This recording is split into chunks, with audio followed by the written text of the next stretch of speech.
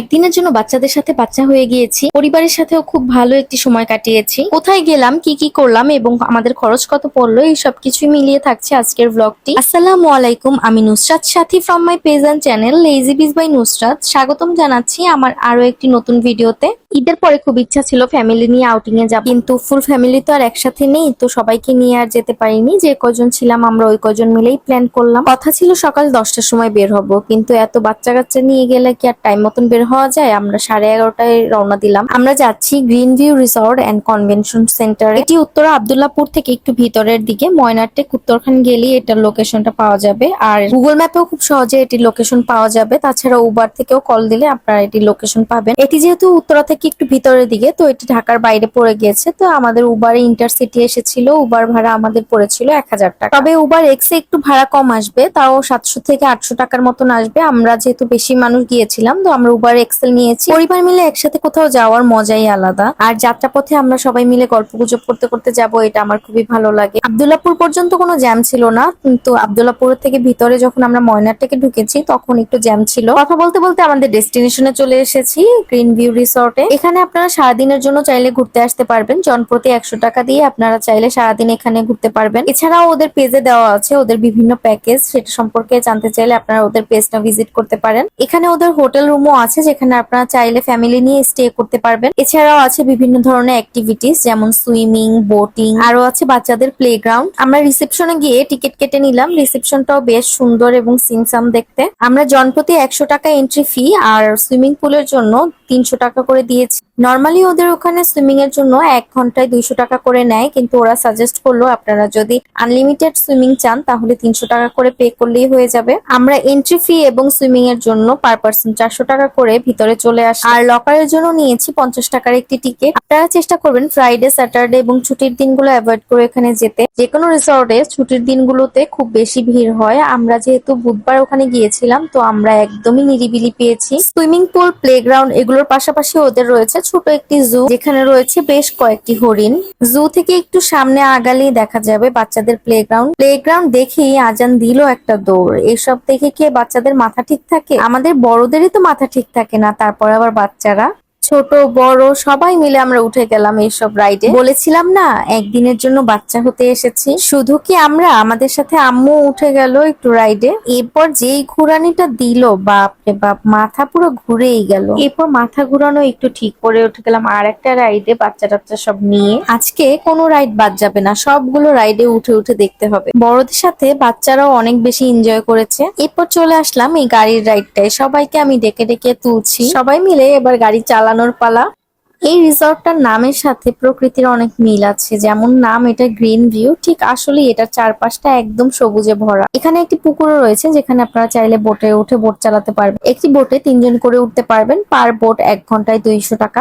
এই রিসর্টটায় আমি এর আগেও 2বার এসেছিলাম, এটা আমার 3rd টাইম। ঢাকার খুব কাছে, রিজনেবল এর মধ্যে রিসর্টটা আমার খুব ভালো লাগে। তবে ওদের আরো একটি জিনিস রিকমেন্ড করব, যে ওরা যদি ফিশিংটা অ্যাড করতো পুকুরে তাহলে খুব ভালো হতো। অনেকে আছে যারা ফিশিং করতে খুব ভালোবাসে, যেমন আমার হাজবেন্ড ও ফিশিং করতে খুব ভালোবাসে। তো এখানে যদি ফিশিং করার অপশন থাকতো সে অবশ্যই ফিশিং করতো। এটা ওদের হোটেল বিল্ডিং, যেখানে আপনারা স্টে করতে চাইলে 4,500 থেকে 5,000 টাকা রুম রেন্ট শুরু। ওখানে একটি সুন্দর এবং বড় রেস্টুরেন্ট আছে। এটার নামই যেহেতু গ্রিন ভিউ রিসর্ট এবং কনভেনশন সেন্টার, তো আপনারা এখানে চাইলে যে কোনো ধরনের অনুষ্ঠান করতে পারেন। নিচতলা ছাড়াও ওদের দোতলায়ও সিটিং অ্যারেঞ্জমেন্ট আছে।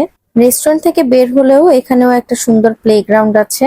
ওদের খাবারের মেনুতে আছে বিভিন্ন ধরনের ড্রিঙ্কস, চা, কফি, ব্রেকফাস্ট। এছাড়াও আছে লোভনীয় কিছু অ্যাপিটাইজার, স্যুপ, চাউমিন। আরো আছে থাই অথবা চাইনিজ, ইন্ডিয়ান।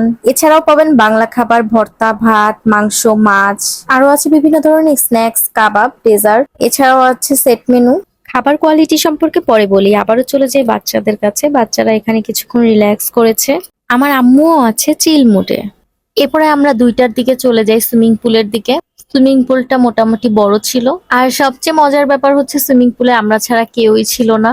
পুরো টাইমটা জুড়ে মনে হচ্ছিল আমাদের প্রাইভেট সুইমিং পুল। শুধু মাঝখানে একটা গেস্ট ছিল 1 ঘন্টার জন্য, পরে আবার চলে গিয়েছিল। বাম সাইডে হচ্ছে সুইমিং পুলের সাথে লকার। এটার জন্য আমরা প্রথমেই 50 টাকা দিয়ে টিকিট কেটেছিলাম। আজানকে ধরে রাখা একদম মুশকিল হয়ে যাচ্ছিল। ও পুল দেখার সাথে সাথে পুলে ঝাঁপ দেওয়ার জন্য একদম রেডি। এরপরে আমরাও নেমে গেলাম পুলে। পুলে নামার সাথে সাথে হালকা হালকা বৃষ্টি হচ্ছিল, যদিও ওই দিন একদম মেঘলা ছিল আকাশ, বাট এরপরে আর বৃষ্টি নামেনি আলহামদুলিল্লাহ। অনেকে হয়তো বলতে পারে এত ছোট্ট বাচ্চা নিয়ে কেন সুইমিং পুলে নামলাম, বাট আলহামদুলিল্লাহ ওকে নিয়ে আমরা প্রায় 1 বছর বয়স থেকেই সুইমিং পুলে অভ্যাস করিয়েছি, ওর তাতে কোনো প্রবলেম হয় না আলহামদুলিল্লাহ। আসলে আমাদের মনে হয় বাচ্চাদের সকল পরিবেশের সাথে খাপ খাওয়ানো উচিত, তবে এক একজনের এক এক রকমের ভিন্ন মতামত হতে পারে, এক একজনের প্যারেন্টিং এক এক রকম হতে পারে, তাই আমাদের উচিত কারো সম্পর্কে কোনো জাজ না করা। এখানে আজানার আব্বু আমাকে সাঁতার শেখাচ্ছিল, আমি টিউব দিয়ে একদমই সাঁতার পারি না, তাই আমাকে দেখাচ্ছিল টিউব দিয়ে কিভাবে সাঁতার কাটতে হবে। বাচ্চাগুলো অনেক বেশি এনজয় করেছে। আজানের তো ওর মামার কাঁধের উপর উঠেই বসে আছে। আজানকে যতবারই উপরে উঠিয়ে দিচ্ছি ও বারবার পানিতে চলে আসছে, তাই ওকে টিউবে বসিয়ে আমরা একটু এখানে ভিডিও করছিলাম।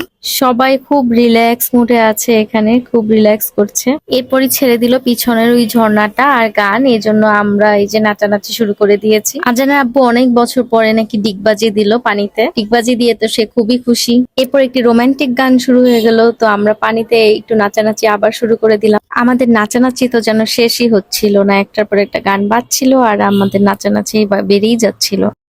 শুধুই নাচানাচি না, বিভিন্ন ধরনের স্টান্ট হচ্ছিল এখানে।